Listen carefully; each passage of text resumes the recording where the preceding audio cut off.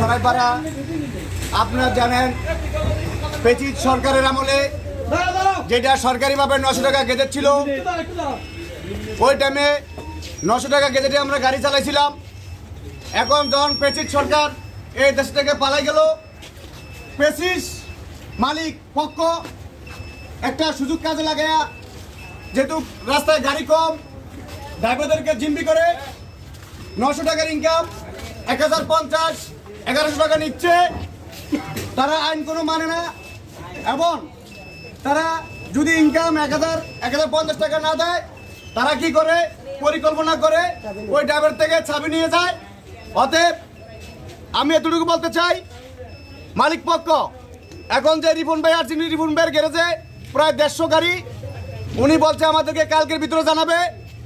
Income যদি 900 টাকা নেয় উনি যোগাযোগ করে জানাবে, এবং যদি ইনকাম 900 টাকার বাড়তি নেওয়া হয় তাহলে আমরা চট্টগ্রাম মহানগর বৃহত্তর যে আন্দোলন করে একবার করেছিলাম, আবার একটা বৃহত্তর ইনশাল্লাহ আমরা আন্দোলন করবো।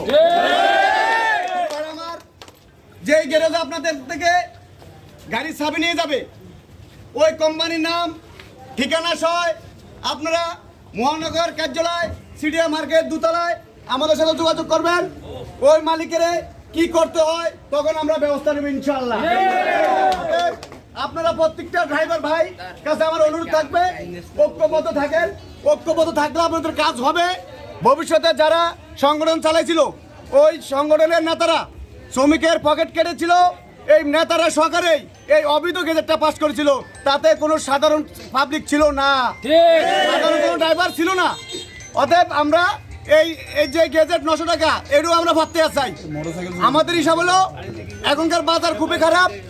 এই বাজারে ফাটাও চলতেছে, অটো চলতেছে, বিভিন্ন রকমের গাড়ি চলতেছে। আমাদের ড্রাইভার ভাইয়েরা ইনকাম করতে পারতেছে না, সংসার চালাতে পারতেছে না, খুব হিমশিম খাচ্ছে।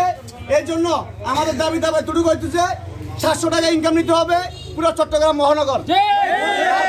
মানা হলে চট্টগ্রাম মহানগর B2181 চট্টগ্রাম মহানগর B2181 ফেডারেশন পক্ষ থেকে আমরা চট্টগ্রাম মহানগর বৃহত্তর ইনশাল্লাহ আন্দোলন আমরা ডাক দিব। আমাদের মেয়র সাথে কালকে যে বৈঠক হয়েছিল, মেয়র বলছে মালিক পক্ষ সয়, বিআরটিসি চেয়ারম্যান সয়, পুলিশ কমিশনার সয় আমার সাথে বৈঠক হবে। বৈঠকের পরে উনি সিদ্ধান্ত করবে পুরো মহানগরে কিভাবে কি করা যায়। অথবা আমরা